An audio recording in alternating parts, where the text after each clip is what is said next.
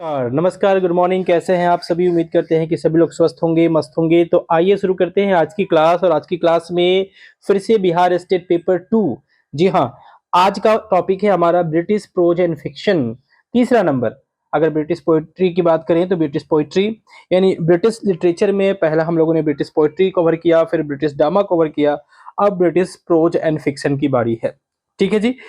English by S के यादव, मैं S के यादव बोल रहा हूँ।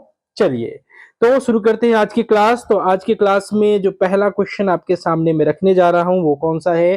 तो पहला है आपका डेनियल डिफोई, यानी जो पहला ए मार्क करके जो पहला वर्क दिया गया है डेनियल डिफोई का, जो पहला प्रोज दिया गया है वो है रोबिन्सन क्रूसो। तो उसका पहला एमसीक्यू हम कवर करने वाले हैं। तो पहला क्या कह रहा है, थोड़ा सा ध्यान दीजिएगा। What is the primary reason young Robinson Crusoe runs away from home? मतलब क्या, जो यंग रोबिन्सन क्रूसो हैं, जो प्रोटोगोनिस्ट हैं, वो क्यों अपने घर से भाग निकले, उसके पीछे का जो प्राइमरी रीजन है वो क्या है? तो हालांकि उनके पिताजी, उनकी फैमिली नहीं चाहती थी कि वो जो है कुछ एडवेंचर करे लाइफ में। वो चाहते थे कि भैया वो एक नॉर्मल मिडिल क्लास फैमिली वाला लाइफ जिए, क्योंकि बाकी ये जो एडवेंचर करने वाला जो लाइफ स्टाइल होता है उनमें उनका विश्वास नहीं था और वो उनसे डरते भी थे। तो फैमिली चाहती थी कि ये मिडिल क्लास लाइफ जिए, परंतु वो उनके अगेंस्ट जाके और चूज करते हैं कि भैया हमको तो जिंदगी में एडवेंचर करना है। यानी आंसर क्या हो जाएगा? To pursue a life of adventure against his father's wishes, अपने पिताजी के विशेष के विरुद्ध, अपने फैमिली के विशेष के विरुद्ध जाके। ठीक है जी। चलिए थोड़ा सा और पतला कर देते हैं।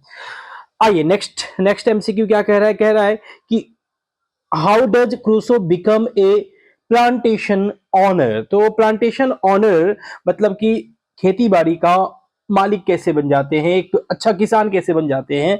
तो जब ये यात्रा पे निकलते हैं और इनकी नाव जो है डूब जाती है, नाव जो है टूट जाती है, समुद्री यात्रा पर निकलते हैं, तो कहा जाता है कि 28 साल तक जो है एक अलग आइलैंड पे रहते हैं और वहीं जो है इनका जीवन यापन शुरू हो जाता है। कोई अगर व्यक्ति 28 साल तक कहीं रहेगा तो वाजिब है कि वह जीवित सर्वाइवल के लिए बहुत कुछ करेगा।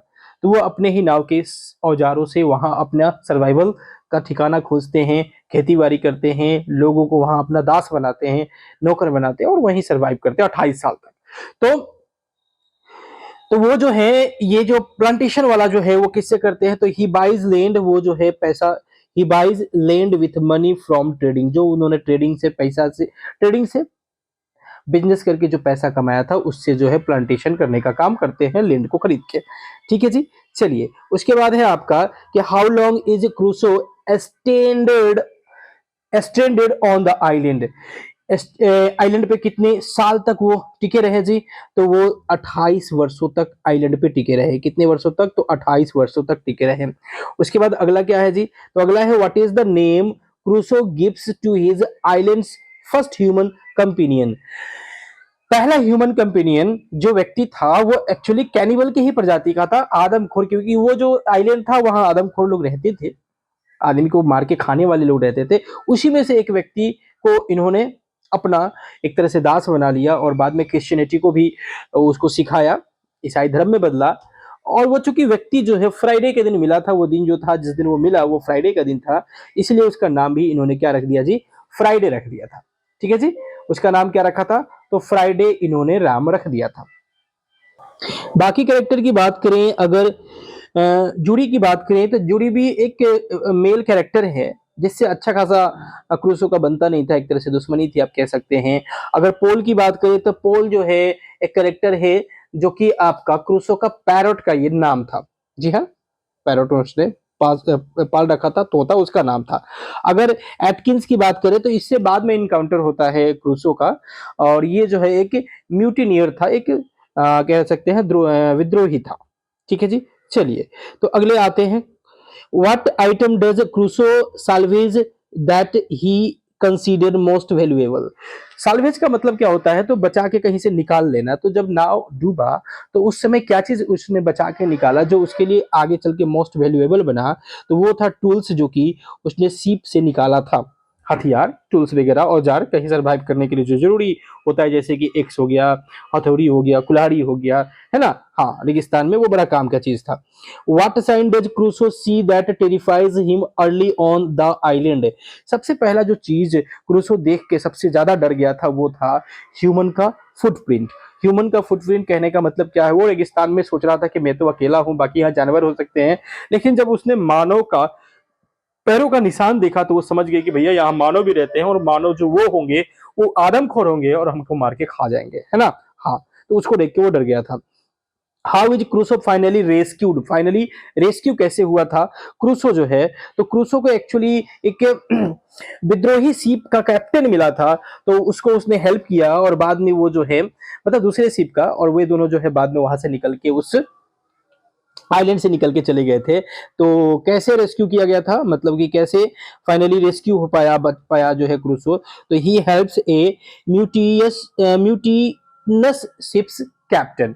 म्यूटिनस कहने का मतलब वही कह सकते हैं कि एक तरह का विद्रोही, विद्रोही टाइप का जो विद्रोह करके निकला था। ठीक है जी, चलिए आगे बढ़ते हैं। अगला अगला अगला क्या है जी, तो है What does it do with the money he recovered after returning to Europe? जो मनी वो लेके आया था, और उसका वो क्या करता है, तो वो एक्चुअली जो है चैरिटी में दान कर देता है ना। हाँ, चैरिटी में डोनेट कर देता है। आंसर हो जाएगा हमारा ए नंबर। चलिए, तो आगे क्या करें, what is the original title of the novel, तो एक्चुअली इसका ओरिजिनल टाइटल है the life and adventures of Robinson Crusoe. ठीक है जी, हाँ, बाद में शॉर्ट कर दिएगा, केवल रॉबिन्सन क्रूसो कर दिया गया। विच literary genre does Robinson Crusoe Pioneer. तो एक्चुअली में इसमें जो कहानी है, जो कैरेक्टर है, जो घटनाओं को रिप्ले किया गया है, वो एक रियल है, और रियल है इसलिए इसे रियलिस्टिक स्टोरी, रियलिस्टिक नॉवेल भी कहा जाता है। और इसी के साथ पहला हमारा खत्म हो गया है, रॉबिन्सन क्रूसो। अब दूसरा आ जाता है, दूसरा कौन है, तो जेने ऑस्टिन का pride and prejudice. Pride and prejudice, तो प्राइड एंड प्रेजुडाइज की अगर बात करें, तो प्राइड एंड प्रेजुडाइज, ठीक है जी। तो इसका पब्लिकेशन अगर डेट कहें तो 1813 में हुआ था ये पब्लिश। और इससे पहले जो हम लोगों ने देखा है रॉबिन्सन क्रूसो, अगर उसके पब्लिकेशन डेट की बात करें तो वो 1700, जी हाँ, वो 1719 में पब्लिश हुआ था। तो ये भी एक क्वेश्चन बन सकता है। और प्राइड एंड प्रेजुडाइज जो है 1813 में। ठीक है जी, अगर आगे बढ़ते हैं और कहते हैं पहला क्वेश्चन लेते हैं। पहला क्वेश्चन क्या है, how many sister does Elizabeth Bennet have. Elizabeth Bennet जो कि प्रोटोगोनिस्ट है, मेन कैरेक्टर है, उसकी कितनी बहनें हैं ये पूछा गया है, कि उसकी टोटल बहनों की संख्या कितनी है। तो टोटल बहनें जो हैं वो कितनी है जी, तो 4 है। जी हाँ, टोटल बहनें कितनी है, तो 4 है। आंसर हो जाएगा हमारा 4 यानी 4 नंबर। अगर बहनों का नाम कहा जाए तो बहनों का नाम क्या है, एक का नाम है जेने, दूसरा का नाम है मेरी, है ना, मेरी, और आपका किटी, किटी, ठीक है, और उसके बाद लीडिया, लीडिया, ठीक है ना। 4 इनकी बहनें हैं। ठीक है जी, हाँ, चलिए उसके बाद अगला क्या कह रहा है, तो why does Mr Collins propose to Elizabeth. Elizabeth Bennet को जो है क्यों प्रपोज किया था कोलिंग, तो एक्चुअली जो है लेडी कैथरीन जो है उसको एडवाइस की थी कि तुम जो है उससे शादी कर लो। लेडी कैथरीन एक कैरेक्टर है जो कि एडवाइस की थी कि भैया तुम उससे शादी कर लो, और इसी के चलते जो प्रपोज करने का काम किया था। अगला है कि what is the Bennet family's greatest fear regarding Lydia elopement. तो लीडिया एक्चुअली भाग चुकी थी किसी के साथ। तो उस समय का जो सोसाइटी मॉडल था, जिस समय की ये कहानी है, उस समय का जो सोसाइटी मॉडल था, वो सोसाइटी मॉडल ये कहता था कि अगर कोई किसी के साथ भागता है और वो मतलब कि उसके साथ जो है शादी विवाह नहीं करता है और लिव इन रिलेशन में रहता है, जिसको आप कह सकते हैं इन रीजेंसी इंग्लैंड वाली बात जो थी, अगर वो अनमैरिड कपल मतलब बिना शादीशुदा जोड़ा जो है एक साथ रहते हैं, तो एक सोशल जो है एक्यूज था, वो सोशल स्कैंडल था, है ना। हाँ, और इसी बात का उनको डर था कि भैया ऐसा करके उनकी जो बहन है वो जो है बाकी बहनों को भी खाई में डालने का काम करेगी, उनका भी रेस्पेक्ट खो जाएगा और उनका भी शादी नहीं होगा, है ना। तो इसका आंसर क्या हो जाएगा जी, तो आंसर हो जाएगा, तो she will live unmarried with Wickham ruining the family's reputation। Wickham नाम के लड़के के साथ जो भागी थी तो भैया उसके साथ रहेगी अनमैरिड, तो फिर वो दिक्कत हो जाएगा, बाकी फैमिली का रिपुटेशन भी खराब होगा, क्योंकि उस समय का सोसाइटी का वही स्ट्रक्चर था, ऐसे ही थॉट्स थे। लेकिन आज की सोसाइटी में तो वहां कैसे नहीं है। What theme does the model what theme does the models opening line, it is the truth universally acknowledged highlights. जब इस नॉवेल की शुरुआत होती है तो इसका ओपनिंग लाइन है कि it is a truth universally acknowledge, ये सत्य है और इसे पूरा लोग जानता है, पूरी दुनिया जानती है। और वो सत्य क्या है, तो वो सत्य है कि marriage is a financial transaction. जी हाँ, कि मैरिज जो है एक फाइनेंशियल ट्रांजेक्शन है, यानी ये इसमें लेन देन होता है। यानी मैरिज कहने का मतलब है कि wealth and status, not love. जी हाँ, पैसा और शोहरत, ना कि प्यार। ठीक है जी। हाँ, चलिए आगे बढ़ते हैं। अगला क्या कह रहा है, अगला कह रहा है और अंतिम है इसका, when did pride and prejudice publish. और मैं आपको बता दूं कि इसमें 100 प्लस, जी हाँ 100 प्लस आपका एमसीक्यू है, 100 मान के चलिए 100 एमसीक्यू है। और आपका जो है, अगर आप चाहते हैं कि ये पीडीएफ आपको मिले तो ये पीडीएफ आप आसानी से ले सकते हैं हमारे टेलीग्राम चैनल से। और हमारा टेलीग्राम चैनल क्या है जी, तो स्काई इंग्लिश क्लासेस, जो कि जिस चैनल के माध्यम से आप मुझे देख रहे हैं वही चैनल का पे अगर आप उसको टेलीग्राम पे सर्च करते हैं स्काई इंग्लिश क्लासेस तो वो मिल जाएगा, वहां से आप इसका ले सकते हैं पीडीएफ, या फिर आप चले जाइए डिस्क्रिप्शन में, वहां से लिंक मिल जाएगा, वहां से इसका पीडीएफ अरेंज फॉर्म में ले सकते हैं ताकि आप प्रैक्टिस कर सके। ठीक है जी, आगे बढ़ जाइए, आगे बढ़ जाइए, आगे बढ़ जाइए। हाँ, तो प्राइड एंड प्रेजुडिस कब पब्लिश हुआ था, तो अभी तो मैंने बताया ना, शुरुआत में ही 1813 ईस्वी में पब्लिश हुआ था। अगला क्वेश्चन क्या कह रहा है, अगला कह रहा है कि चार्ल्स डिकेंस, सॉरी अगला क्वेश्चन नहीं है, अगला टॉपिक आ गया, अगला चैप्टर आ गया कह सकते हैं, अगला यूनिट आ गया। Charles Dickens a tale of two cities, tale of two cities Charles Dickens के द्वारा जो लिखा गया है उसके बारे में बात करेंगे। तो इसमें टू सिटीज कौन कौन सा है, आप कमेंट करके जरूर बताइएगा। टू सिटीज कौन कौन सा है वो कमेंट करके आप जरूर बताइए, बड़ा ही फेमस है ये। व्हाट क्या है जी, तो है जी आपका, what is the opening line of a tale of two cities. Tale of two cities का जो ओपनिंग लाइन है वो क्या है, तो ओपनिंग लाइन है, it was the best times, it was the worst times. ये उसका ओपनिंग लाइन है जी, ये उसका ओपनिंग लाइन है कि ये जो है सबसे बेहतर समय है और ये जो है सबसे बदतर समय है। तो एक्चुअली ये फ्रेंच रिवॉल्यूशन के समय ये लिखा गया था, और मतलब उस समय की कहानी बताता है, फ्रांस के पेरिस और इंग्लैंड के लंदन, दो शहरों के बीच की कहानी बताता है। तो वो कह रहा है क्या कि it was the best time, क्योंकि जब भी युद्ध होता है, कोई भी आपदा आता है, कोई भी संकट आता है, तो सब लोगों के लिए वो बुरा समय नहीं रहता। कुछ लोग आपदा में भी अवसर ढूंढ निकालते हैं, तो कुछ लोगों के लिए वो गुड समय हो जाता है, बेस्ट टाइम हो जाता है, और कुछ लोगों के लिए वो वर्स्ट टाइम हो जाता है ना। हाँ, ये बात समझ रहे होंगे। चलिए तो आगे बढ़ते हैं। अगला अगला क्या है जी, Why is Dr. Manet imprisoned in Bastille? बास्टिलिन में डॉक्टर मेनेट को क्यों बंदी बना दिया जाता है, तो देखिए एक्चुअली क्या हुआ था कि एक घराना है जिसका नाम क्या है, तो अगर इसका नाम क्या है जी, तो इसका नाम है एवरेन एवरे मोंडीज, एवरे मोंडीज जो ये फैमिली है, और ये पैसा वाला, पहुंच वाला, पावर और मनी दोनों इनके पास है। तो एक्चुअली ये जो क्राइम करते हैं, एक बच्चे को, उसकी बहन को ये लोग जिंदा मार देते हैं, तो वो जो क्राइम करते हैं उसका ये गवाह बन जाते हैं और इनके खिलाफ जो है मुकदमा छेड़ देते हैं। कौन, डॉक्टर मेनेट। तो डॉक्टर मेनेट जब मुकदमा छेड़ते हैं तो ये मेरा पैसा वाले इनको उल्टा ही फंसा देते हैं और इनको जेल की हवा खानी पड़ती है। यानी he is witness a crime committed by Evremondes family के द्वारा जो कमिट किया गया था उसका ये विटनेस थे, इसलिए इनको सजा हो जाती है। एक्चुअली सजा तो जिसके विपक्ष में बोले उनको होना चाहिए, लेकिन ऐसा नहीं होता है ना। हाँ, जिसके पास पैसा होता है उसी के हिसाब से पावर चलता है। तो अगला question 18 number, what is Sydney cartoons profession. जो सिडनी कार्टून्स इसमें कैरेक्टर हैं उनका प्रोफेशन क्या था, तो वो एक लॉयर थे। क्या थे जी, एक लॉयर थे। चलिए अगले एमसीक्यू पे आते हैं। अगला क्या है, अगला है how does Charles Darnay earn a living after moving to England. England में जाने के बाद वो अपना लिविंग अपना लिवलीहुड कैसे चलाने का काम करते हैं, तो वो एक फ्रेंच ट्यूटर बन जाते हैं, फ्रेंच भाषा का ट्यूशन देने का काम शुरू कर देते हैं। अगला है आपका what symbolise madame Defarge's relentless way vengeance. देखिए एक कैरेक्टर है जिनका नाम है madam differs.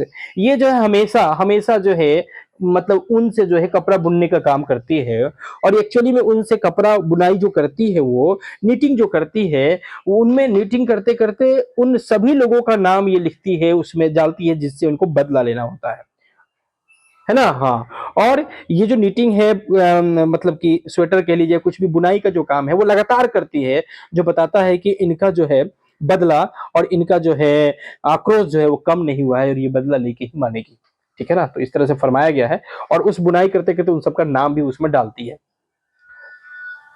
Why is Charles Darnay put on trial in England? Trial in England, तो चार्ल्स डार्ने को ट्रायल पे क्यों डाल दिया जाता है? क्योंकि वो फ्रेंच फ्रेंच के लिए क्या कर रहे थे? स्पाइंग का काम कर रहे थे, जासूसी का काम कर रहे थे। ठीक है जी। चलिए एक अगला क्वेश्चन है जिसका थोड़ा सा अलग हो गया है, कोई बात नहीं है। आइए जरा सा देखते हैं, और आगे ये गड़बड़ ना हो, उम्मीद है। ओ हो, ये सब में गड़बड़ हो गया है, क्योंकि थोड़ा सा गड़बड़ होता है ना तो आगे पीछे भाग जाता है। देखिए सब में गड़बड़ हो गया है, सब में गड़बड़ हो गई। कोई बात नहीं है, कोई बात नहीं है, आगे बढ़ते चलते हैं। ठीक है जी, ऐसा करते हैं, इसको सुधार देते हैं थोड़ा सा। आइए फिर से करते हैं। Why is Charles Darnay put on trial in England?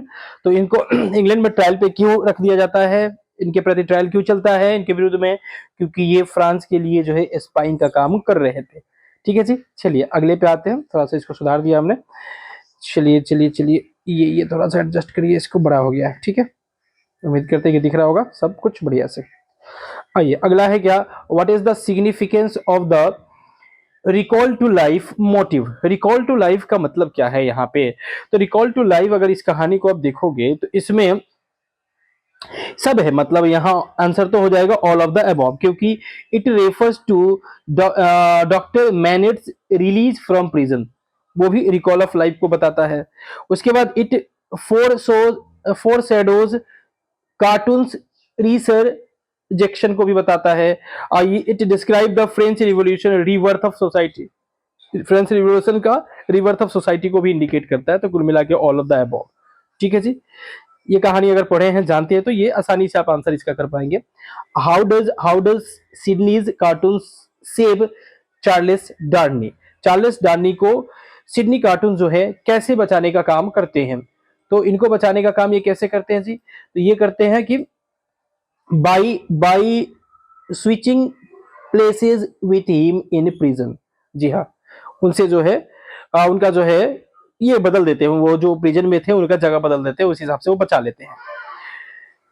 आगे क्या है, what happens to madame madame Defarge? Defarge के साथ क्या होता है? तो एक्चुअली डिफर्ज जो है वो मारी जाती है, किसके द्वारा? तो वो मारी जाती है मिस पोल के द्वारा। जी हाँ, मिस पोल के द्वारा, यानी she is killed by Miss Pross, she is killed by Miss Pross. आगे आगे क्या कह रहा है? कह रहा है कि what is the cartoons final prophecy? Cartoon का फाइनल प्रोफेसी क्या रहता है? वो क्या कहता है? तो वो कहता है कि it is it is a far far better thing I do, it is a far far better thing I do. वो उसका रिडेम्पशन को भी दिखाता है कि कैसे वो अपने सेक्रीफाइस के दौरान मतलब पश्चाताप करता है, इसे कह के। ठीक है जी, चलिए आगे क्या है, तो एमिली ब्रोंटी का उदरिंग हाइट। उदरिंग हाइट एक जगह है। चलिए उदरिंग हाइट के बारे में क्या है, पहला एमसीक्यू। तो पहला है, who is the primary narrator of Wuthering Heights? तो प्राइमरी नरेटर जो है इसके बारे में जो ये कहानी बताने का एकदम काम करता है उदरिंग हाइट, वो है आपका लुकवुड। कौन है? तो लुकवुड, लुकवुड, लॉकवुड भी कह सकते हैं, लॉकवुड। ठीक है, हाँ कहेंगे ही।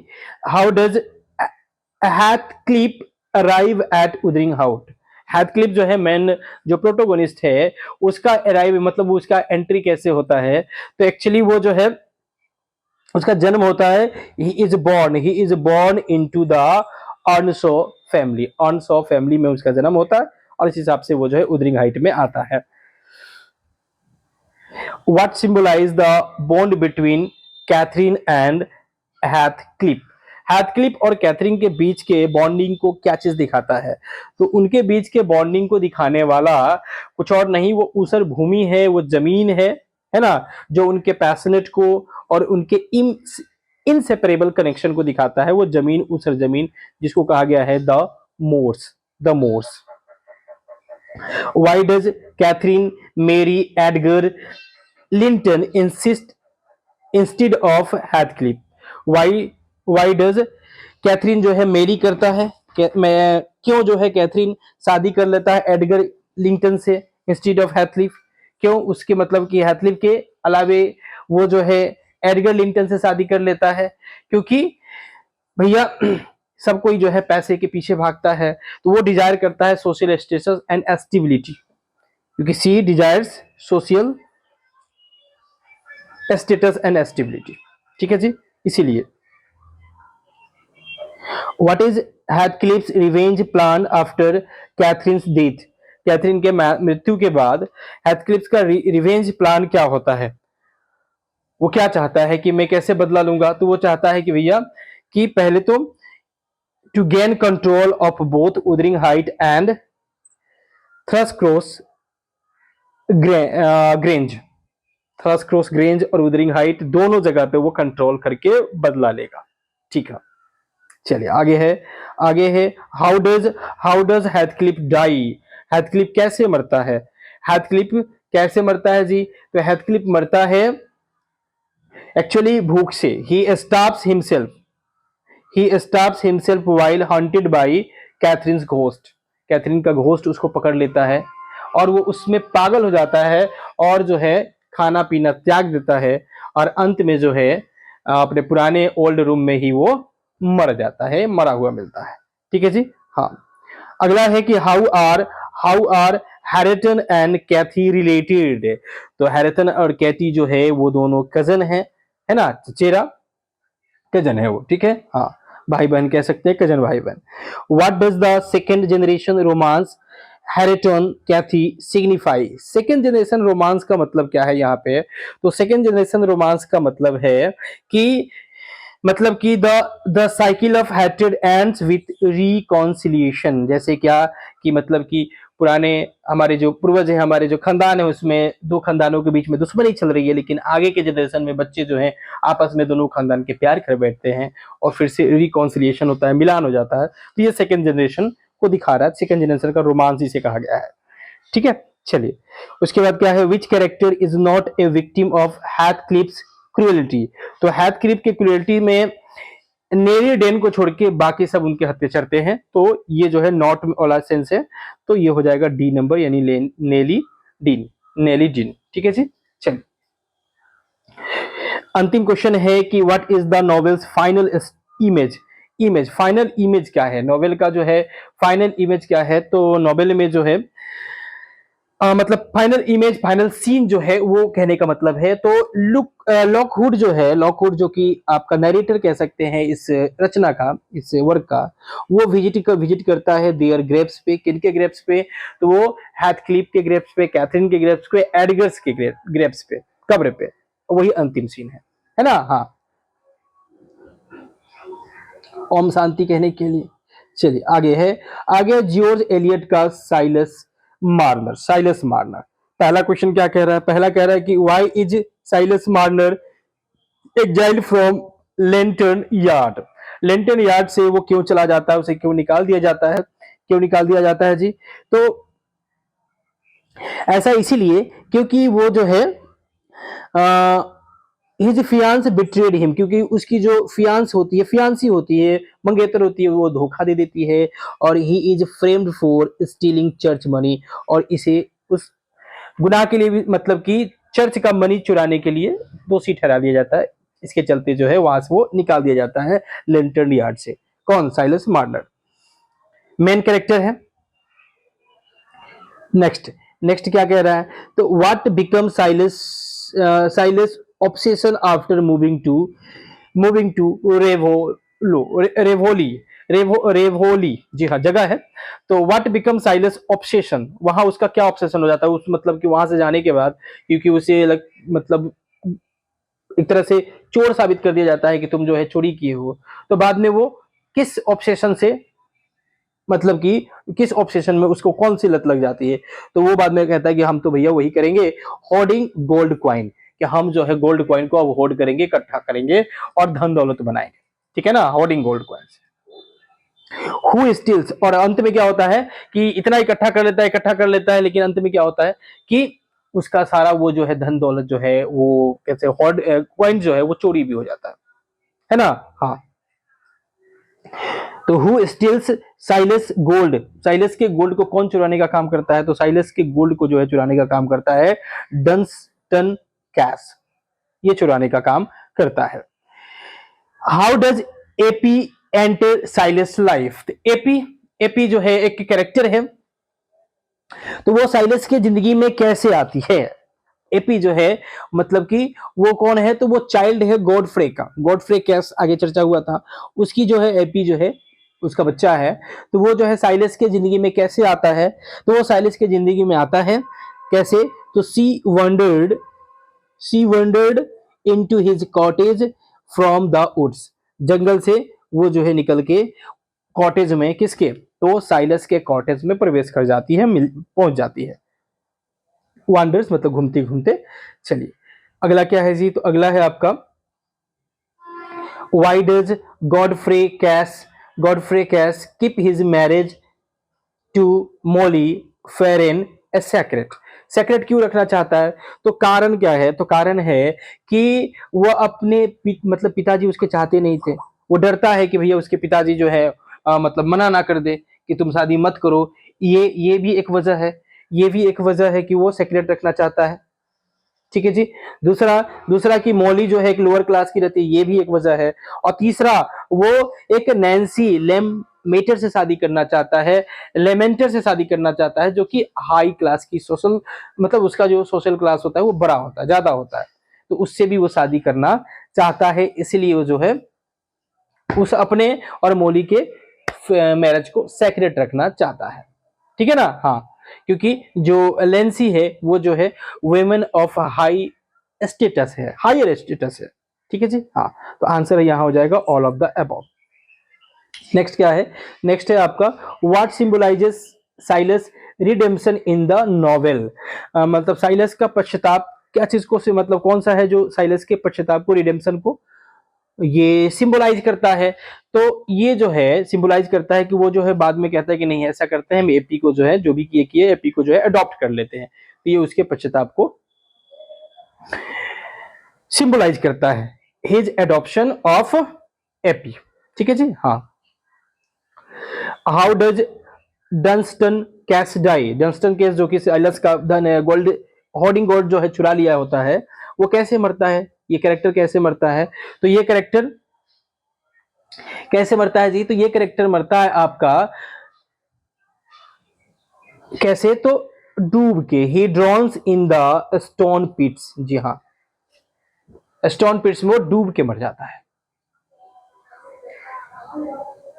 What does Godfrey Cass do when he learns Eppie is his daughter, Eppie चूंकि गॉडफ्रे की बेटी रहती है, तो जब इसे पता चलता है कि ये मेरी बेटी है, तो वो क्या करता है, तो वो तो दावा करेगा, भाई कोई भी व्यक्ति दावा करेगा, वो दावा करता है कि ये मेरी बेटी है, हमको दे दो, ही क्लेम्स हर लीगली, लीगली वो दावा करता है, बट बाद में वो मान जाता है her choice to stay with Silas, क्योंकि वो तो अब साइलस से को ही ज्यादा मानने लगती है, क्योंकि उसी के साथ रहती है, तो वो कहती है कि नहीं मैं इन्हीं के साथ रहना चाहूंगी, साइलस के साथ रहना चाहूंगी, तो बाद में गॉडफ्रे मान भी जाता है, बाद पहले तो क्लेम करता है बाद में मान भी जाता है, तो आंसर हो जाएगा ए नंबर। नेक्स्ट क्या कह रहा है कि what role does the village of Rivoli play in the story, ये क्या चीज का रोल प्ले करता है, जो गांव है रिवेलो रिवेली कहिए, रिवेलो कहिए, रिवेलोई कहिए, ये क्या चीज का, मतलब क्या चीज को सिंबलाइज करता है, तो ये सिंबलाइज करता है आपका it is a place of community and moral growth, है ना। हाँ, it is a place of community.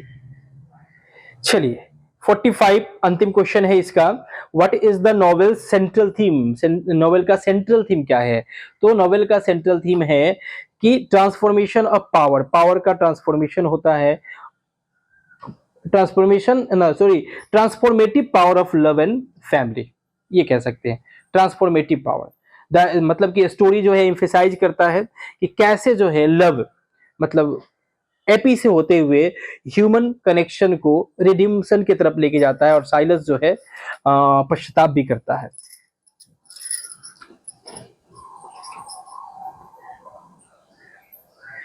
What does Hardy the mayor of कैटस सॉरी नेक्स्ट है आपका थॉमस हार्डी का the mayor of Casterbridge, the mayor of Casterbridge. चलिए how does a बेटा थोड़ा सा रुक जाओ, ठीक है ना, क्लास ले लेते हैं उसके बाद। How does Michael Henchard sell his wife Susan at the beginning of the novel. तो एक्चुअली में माइकल हेंचार्ड जो है पिए हुए रहता है ना, और पिए हुए सुर में किसी को तो पता चलता नहीं है और वो एक बोली लगाता है और बोली में जो है अपनी वाइफ सुसान को बेच देता है। यानी वो जो है ऑक्शन पे, यानी at an auction in a fit of drunken anger, है ना, हाँ गुस्से में पिए हुए रहता है, बेच देता है। चलिए बोली पर what woe does Henchard make after sobering up and realizing what he has done। जब नशा का भूत उतरता है और जब उसे पता चलता है कि मैंने क्या कर दिया, तो हेंचार्ड जो है शपथ लेता है कि भैया वो अब जो है आगे नहीं पिएगा। He never drink alcohol again for 21 years, 21 वर्ष तक वो नहीं पिएगा। How does Henchard rise to become mayor of Casterbridge.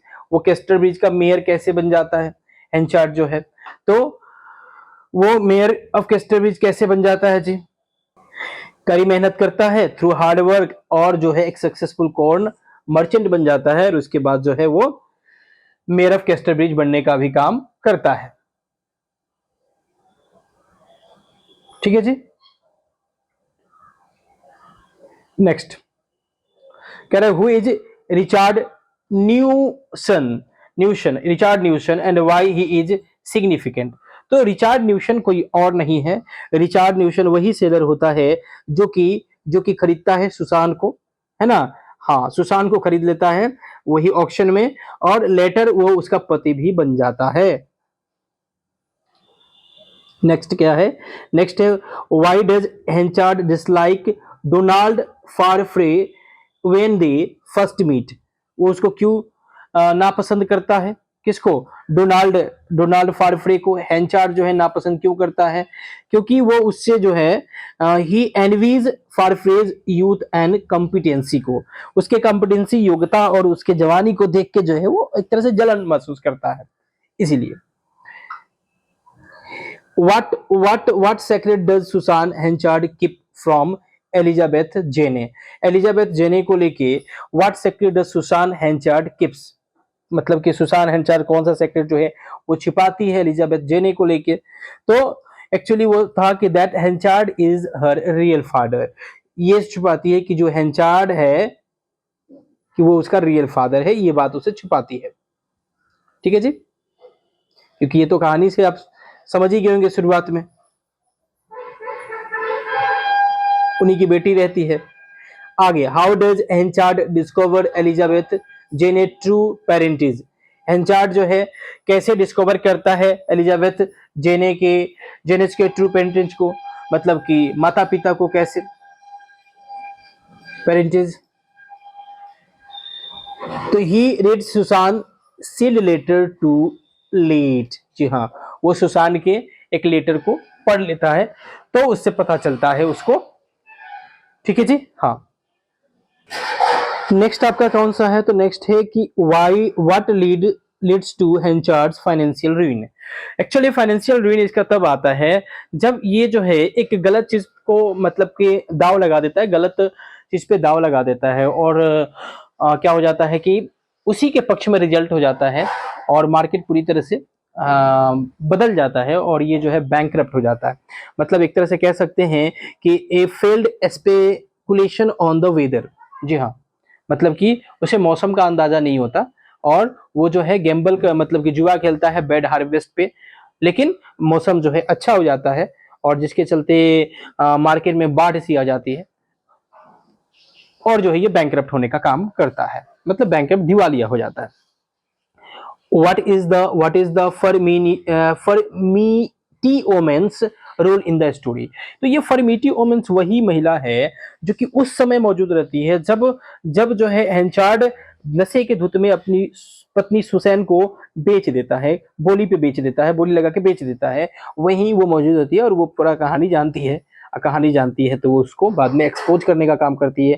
तो तो उसका रोल क्या है जी? तो रोल है किसी एक्सपोजेज हेंचार्ड पास्ट क्राइम पब्लिकली, मतलब उसके जो पास्ट क्राइम है उसको पब्लिकली जो है एक्सपोज कर देती है। नेक्स्ट क्या है? तो how does the novel ends for Henchard, मतलब कैसे वो नॉवेल जो है एंड होता है, नॉवेल का अंत कैसे होता है? तो एक्चुअली एंड होता है कि ही डाइज, वो मर जाता है, alone and he is buried anonymously, एक तो अकेला मरता है और उसे गुमनाम तरीके से दफना भी दिया जाता है। चलिए, तो नेक्स्ट आपका वर्क है डीएच लॉरेंस का, शॉर्ट स्टोरीज है the fox and the white stocking. The fox and the white stocking, actually अगर देखा था ये दोनों नॉवेल तो इसमें मतलब दोनों प्रोज जो है तो इसमें दिखाया क्या गया है? दिखाया गया है मोटा मोटी कि कैसे मतलब कि पुरुष का जो है प्रधानता दिखाया गया है। महिला जो है शुरुआत में अटैकिंग मूड में होती है, पुरुष बाद में कैसे वो सिलेंडर भूल जाती है और अपने आप को सबमिट कर देती है। ये चीज मतलब कि एक तरह से थीम आप कह सकते हैं, ठीक है ना? हाँ, वाइटल रोल में मेल है एक तरह से।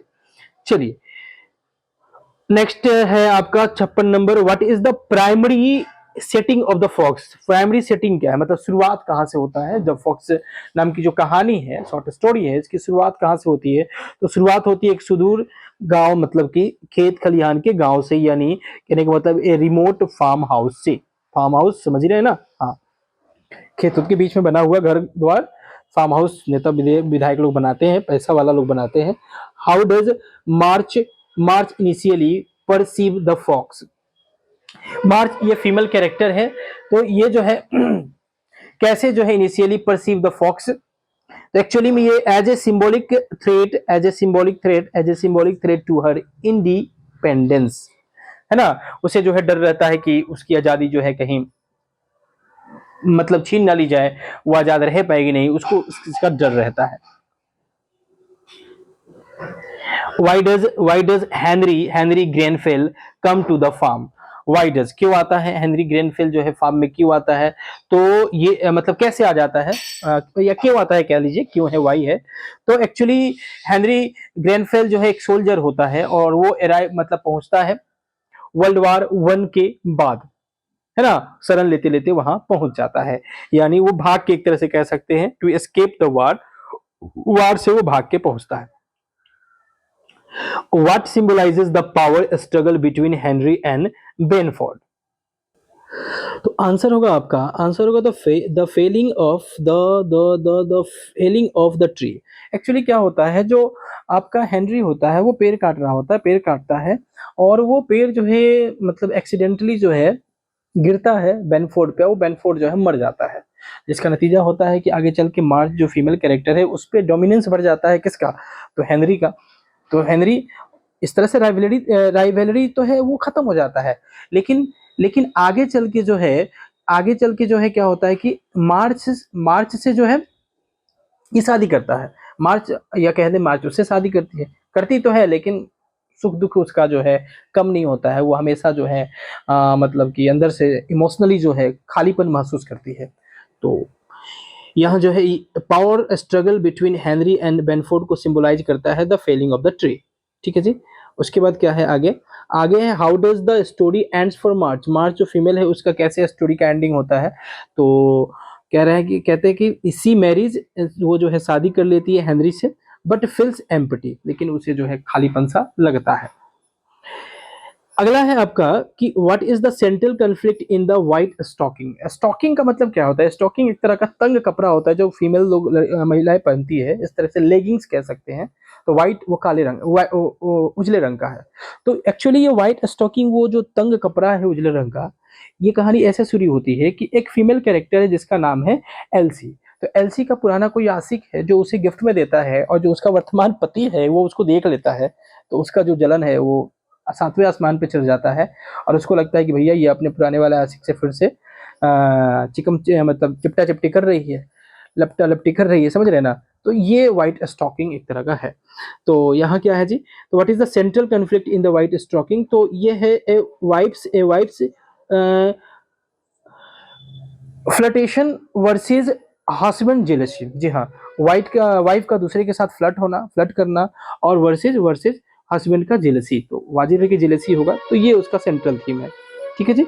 नेक्स्ट है आपका, नेक्स्ट क्या है, तो नेक्स्ट है आपका who gives Elsie the white stocking, ये कौन देता है, तो इसका एक फॉर्मल एम्प्लॉयर रहता है, साम एडम्स उसका नाम है, मतलब काम जिसके यहाँ करती थी वो इसको देता है। ठीक है जी। हाँ, how does Ted react when he finds the stocking, Ted मतलब कैसा रिएक्ट करता है जब उसे जो है ये स्टॉकिंग मिलता है।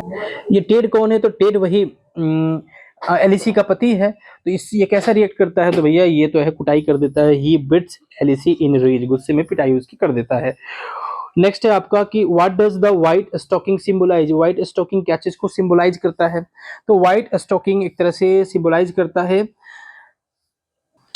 मतलब एलसी के अनरिजॉल्व डिजायर, जो पहले वो डिजायर जो कि पूरी नहीं हुई थी, फॉर इंडिपेंडेंस, स्वतंत्र रहने वाला, एंड पास्ट फ्लोटेशन को ये सिंबलाइज करता है ना। हाँ, उसके बाद है आपका how does the story ends, story का एंडिंग कैसे होता है, तो स्टोरी का एंडिंग होता है आपका, तो एक्चुअली दोनों जो है बाद में जो है मान जाते हैं, टेड जो है एपोलोजाइज करता है, माफी मांगता है, और दे रिकॉन्सिल, मतलब एलसी को भी लगता है कि ये सब बेकार है, अपने पति का ही पति बन के रहे, मतलब पत्नी बन के रहना चाहिए, कहने का मतलब कि किसी की रानी बनेंगे कि किसी के रखेल बनेंगे, ये वाला मामला है, तो रानी बन के रहना पसंद करती है, और दोनों बाद में मिल जाते हैं। ठीक है जी। हाँ, which theme is prominent in the both stories, ये दोनों स्टोरी में जो थीम है वो क्या प्रोमिनेंट है, तो इसमें जो थीम है वो है आपका पावर स्ट्रगल इन रिलेशनशिप। जी हाँ, पावर स्ट्रगल्स इन रिलेशनशिप को दिखाया गया है। जी हाँ, बोथ स्टोरी जो है एग्जामिन करता है जेंडर, कैसे जेंडर मतलब कि मेल जो है वो कंट्रोल करना चाहता है, और कैसे इमोशनल वायलेंस को इसमें, मतलब emotional violence in intimate relationship में दिखाया गया है। ठीक है ना। हाँ, तो एक तरह से पावर स्ट्रगल है रिलेशनशिप में, अपने पावर का इस्तेमाल करते हैं लोग। What literary style does Lawrence use in the story, story में कौन सा लिटरेरी स्टाइल इन्होंने यूज किया है, तो इसमें जो भी चीजें हैं वो रियलिस्टिक है, मतलब कि रियलिस्टिक दैट मीन्स कि रियलिस्टिक को मतलब कि रियल कैरेक्टर को इन्होंने इसमें डालने का काम किया है, और उसे सिंबलाइज करने का काम किया है। और सिंबलाइजेशन तो आप देख ही सकते हैं, नाम मतलब कहानी के अंदर कुछ और चल रहा है, लेकिन नाम है क्या, द फॉक्स एक जानवर का नाम है, द स्टॉकिंग एक कपड़े का नाम है, लेकिन अंदर कुछ और चल रहा है।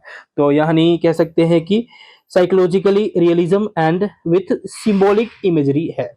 ठीक है जी। हाँ, नेक्स्ट क्या है जी, तो नेक्स्ट है आपका कि how does Lawrence portray female agency in this story, female agency को इन्होंने किस तरह से दिखाने का काम किया है, तो इन्होंने दिखाने का काम किया है कि महिलाएं जो है women resist but are ultimately subdued, पहले तो महिलाएं विद्रोह करती है, बाद में जो है वो झुक जाती है, समर्पित कर देती है अपने आप को।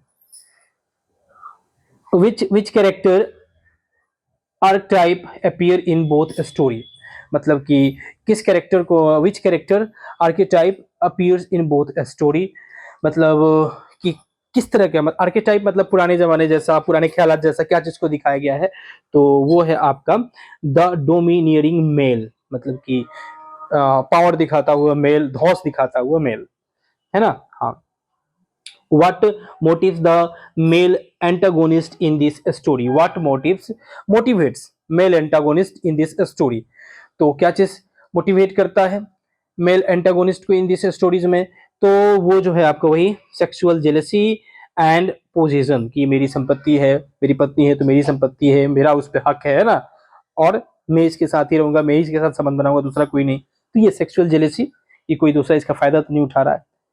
चलिए, आ जाइए अब बहुत ही इंपॉर्टेंट, बहुत ही मजेदार और बहुत ही ज्यादा पढ़ा जाने वाला फ्रांसिस बेकन का एसे ऑफ स्टडीज की बात करते हैं, ऑफ स्टडीज की बात करते हैं। क्या है जी? क्या है जी? तो है आपका what is the central theme of the beckons essay of studies का सेंट्रल थीम क्या है? सेंट्रल थीम क्या है जी ऑफ स्टडीज का? तो सेंट्रल थीम है कि पढ़ाई का क्या बेनिफिट्स होता है, उसके क्या यूज होते हैं, वो सेंट्रल थीम है जी। According to the Bacon what is the primary purpose of study? Study का जो प्राइमरी पर्पस है वो क्या है? तो प्राइमरी पर्पस है कि कैसे, मतलब कि for delight, ornament and ability.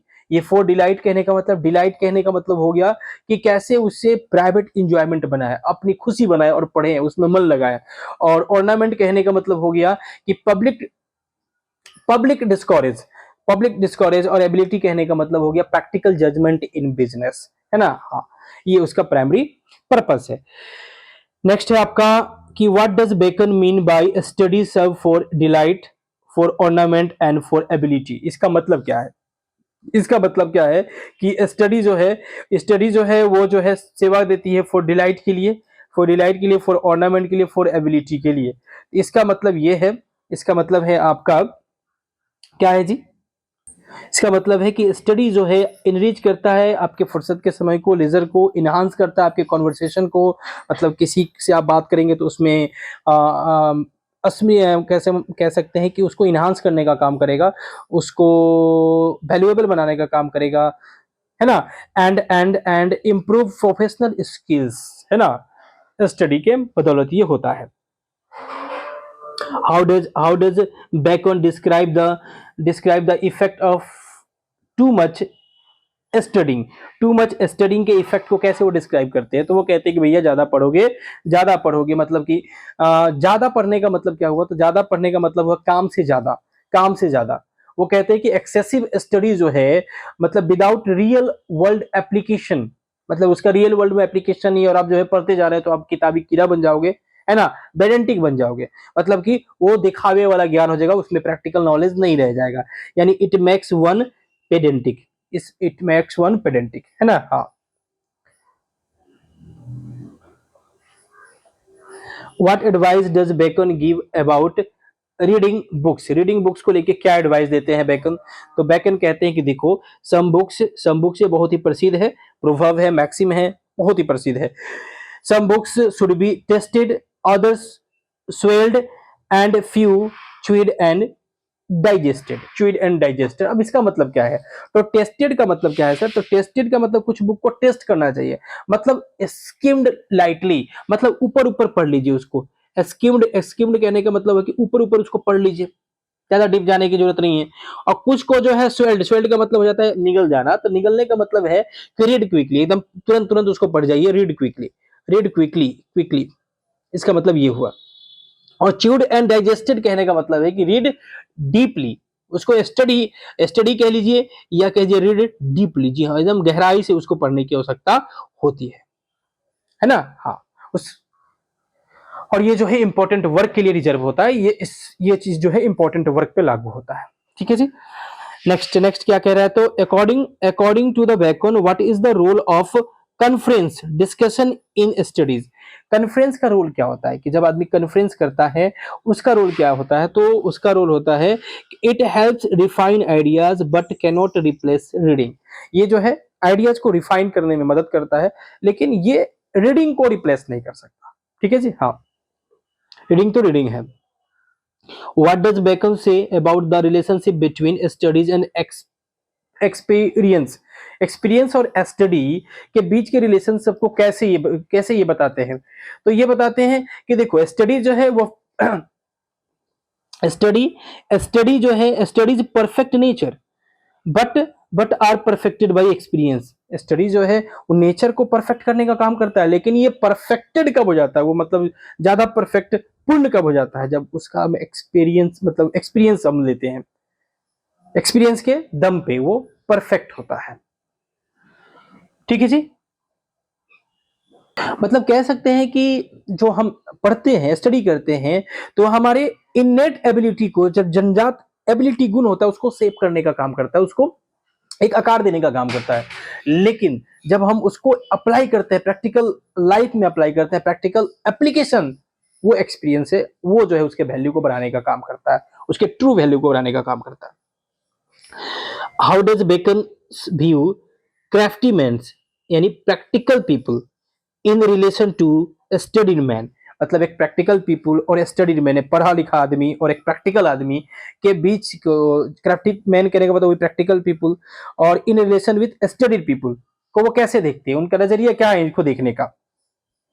तो इनका कहना है कि जो प्रैक्टिकल पीपल होता है ना, वो जो प्रैक्टिकल पीपल होता है, जो प्रैक्टिकलिटी पे विश्वास करता है, और जो स्टडीड पीपल होता है, दोनों में कमी होती है। क्या कमी होती है? तो जो स्टडीड पीपल होता है वो प्रैक्टिकल ज्यादा नहीं किया हुआ होता है, उसमें प्रैक्टिकलिटी की कमी होती है। आज जो आपका प्रैक्टिकल पीपल होता है ना, वो जो है डेप्थ नॉलेज की उसमें कमी होती है। तो क्या करें कि दोनों जो है बैलेंस बनाए, दोनों एक दूसरे से सीखे, दोनों एक दूसरे की मदद करें, है ना। हाँ, तो each group should learn from the others. what literary style is of studies written in, तो ऑफ स्टडीज जो है एफोरिस्टिक एंड कंसाइज फॉर्म में लिखा गया है। एफोरिस्टिक कहने का मतलब छोटा पर गहन विचार इसमें दिखा देखने को मिलता है, गहन विचार विचार वाला है। और कंसाइज कहने का मतलब कम शब्दों में अधिक बातों को रखा गया है ना। और इसके लाइंस तो भैया एक प्रोवर्ब्स की तरह यूज किए जाते हैं। नेक्स्ट है what is beckons view on the study of history, poetry and mathematics को लेके क्या व्यू है इनका। तो इनका व्यू तो गजब है जी। अगर आप हिस्ट्री की बात करोगे तो हिस्ट्री कहते हैं कि ये तो कहते हैं कि हिस्ट्री जो है इंसान को विजडम बनाता है ना।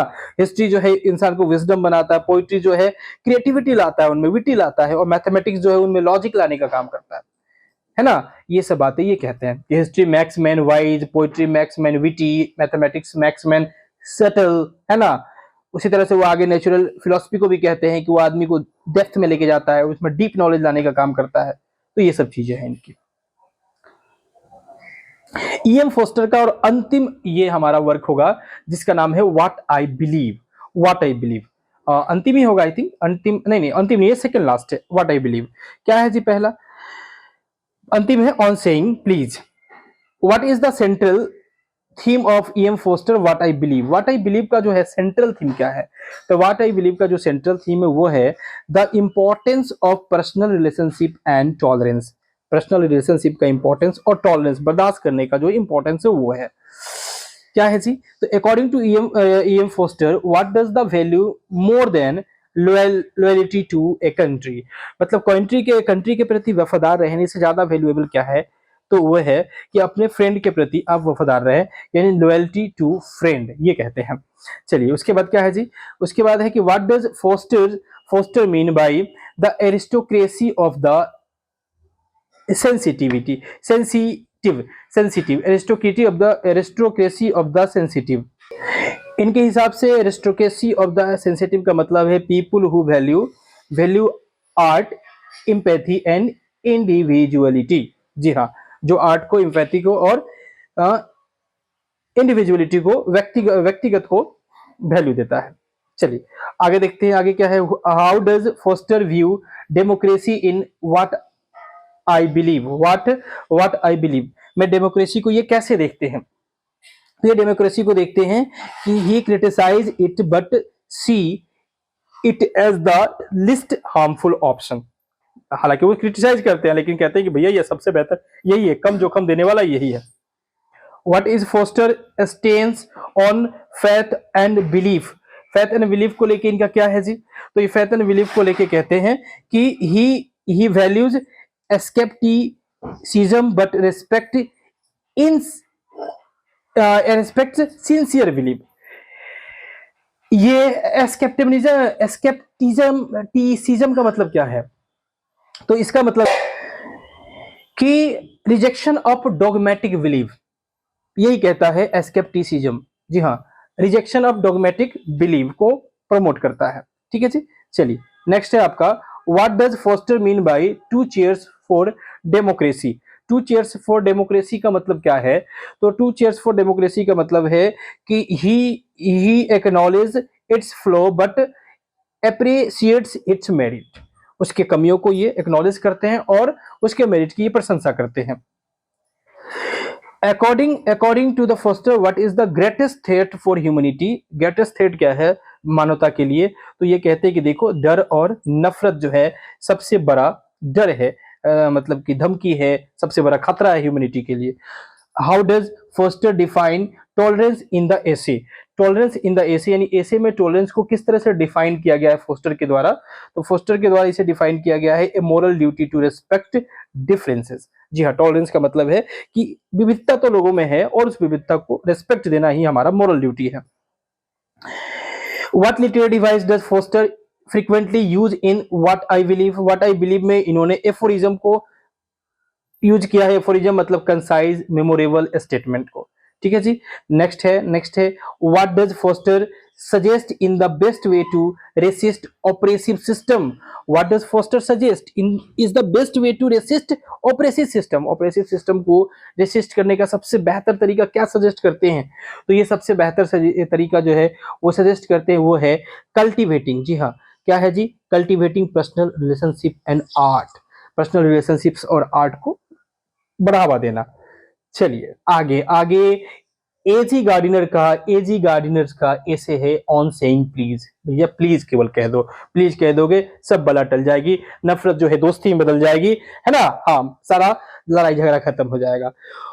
कह रहे हैं, क्या कह रहे हैं कि what is the central theme of the Gardiner saying on saying please? उसका सेंट्रल थीम क्या है?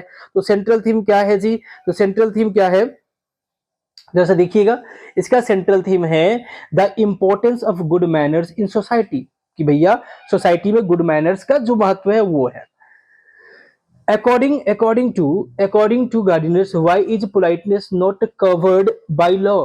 पोलाइटनेस को लॉ के द्वारा क्यों कवर नहीं किया जाता है? तो देखो जरा सा, क्योंकि लॉ जो है वो फिजिकल पनिशमेंट होता है, फिजिकल हार्म पहुंचता है, उसको पनिश करने का काम करता है। जो फिजिकली डैमेज होता है उसको पनिश करने का काम करता है। ये नॉट हार्ट फीलिंग। ये तो हार्ट से मतलब किसी का दिल दुखा दोगे तो उसके लिए एक सजा थोड़ी मिलेगी, है ना? हाँ। आगे क्या कह रहा है कि what example does Gardiner use to show the impact of discourtesy? Discourtesy के लिए, तो उसके प्रभाव को लेकर गार्डिनर किस तरह के चीजों को मतलब शो करते हैं? तो ये घटना की बात करते हैं और उसमें घटना का जिक्र किया गया, जो रियल घटना है वो है कि bus conductor ejecting passenger for not saying please. जी हाँ, बस कंडक्टर जो है बाहर निकाल फेंकता है पैसेंजर को, वो केवल प्लीज नहीं कहता है इसलिए, प्लीज नहीं कहता इसलिए। नेक्स्ट है आपका कि how does Gardiner describe the police, Gardiner describe the police of manner? Police of manner को किस तरह से वो डिस्क्राइब करते हैं? तो कहते हैं कि देखिए पुलिस ऑफ मैनर का मतलब क्या हुआ? तो पुलिस ऑफ मैनर का मतलब हुआ कि public opinion and social disapproval of rudeness. Police of manner का मतलब है उस चीज को डिस्क्राइब कैसे करते हैं? तो पब्लिक ओपिनियन कहने का मतलब कि अगर ज्यादा लोग कह रहे हैं कि नहीं ये बुरा है, तो वो चीज ऑटोमेटिक बुरा हो जाता है, वो इम्पोलाइटनेस हो जाता है, मतलब अच्छा नहीं रह जाता है लोग जब उसे बुरा कहने लगेंगे। नेक्स्ट है आपका what does Gardiner suggest is the consequence of widespread discourtesy वही मतलब कि डिसरेस्पेक्ट कह सकते हैं। तो उसका जो वाइड स्प्रेड प्रभाव है, कंसिक्वेंस है, उसको कैसे सजेस्ट करते हैं? तो उसको सजेस्ट करते हैं कि भैया ये जो चीज है वो क्या करेगा? Break down of the social harmony को खत्म कर देगा। नेक्स्ट है आपका according to Gardiner what is the oil that makes society function smoothly? और वो है कि पोलाइटनेस। सब लोगों में पोलाइटनेस होना चाहिए, दया होना चाहिए, करुणा होना चाहिए। एक तरह से पोलाइटनेस कहने का मतलब नरमी होना चाहिए, गर्मी नहीं होना चाहिए। हर कोई एक दूसरे का सम्मान करे, इज्जत करे। What does Gardiner's appreciate why why does Gardiner appreciate the polite bus conductor in the essay? उस बस कंडक्टर को कैसे वो जो है अप्रिशिएट करते हैं? तो आंसर हो जाएगा B number, because he makes passenger feel valued with the cheerfulness. कि भैया खुश रह के कैसे किसी को थैंक यू कह के चीजों को मतलब बेहतर बनाया जा सकता है। नेक्स्ट है आपका कि what literary device does Gardiner use to argue for politeness को आर्ग्यू करने के लिए कौन सा लिटरेरी डिवाइस यूज करते हैं? तो इसमें जो है वो रियल लाइफ एग्जांपल देने का काम करते हैं। एनेक्डोट कहने का जो कहानी पुरानी है और रियल लाइफ एग्जांपल देने का काम करते हैं। सेकेंड लास्ट है कि what does Gardiner imply about the relationship between law and manners? Law and manners के रिलेशनशिप को लेकर वो क्या कहना चाहते हैं, तो वो कहना चाहते हैं कि manners complement laws by governing areas law cannot reach। मतलब कि मैनर वहां पहुंच जाएगा या मैनर को वहां अपना काम करना चाहिए, वो वहां नियम बनाना चाहिए जहां की मतलब कि लॉ नहीं पहुंचता है, वहां ये पोलाइटनेस जो है का सारा काम कर देगा। How does Gardiner define true civilisation, true civilisation को कैसे गार्डिनर डिफाइन करते हैं, तो वो कहते हैं कि the general diffusions of courtesy, general diffusions of courtesy, यानी वो कहते हैं कि भैया सिविलाइज सोसाइटी वही है जहाँ की पोलाइटनेस है, सब लोग एक दूसरे को समझता है, एक दूसरे के प्रति सम्मान रखता है ना। केवल मटेरियल प्रोग्रेस नहीं है, केवल वहाँ पैसा कौड़ी समृद्ध हो रहा है, वैसा ही नहीं है, एक दूसरे का इज्जत, एक दूसरे का मान सम्मान, ये भी होना चाहिए। तो इस प्रकार से सेशन होता है समाप्त। अगर पीडीएफ चाहिए तो हमारे टेलीग्राम चैनल को विजिट कीजिए, या फिर लिंक डिस्क्रिप्शन में दिया गया है, वहां से जाके लीजिए। और कैसा लगा ये सेशन जरूर बताइएगा। नमस्कार, फिर मिलते हैं अगले क्लास में।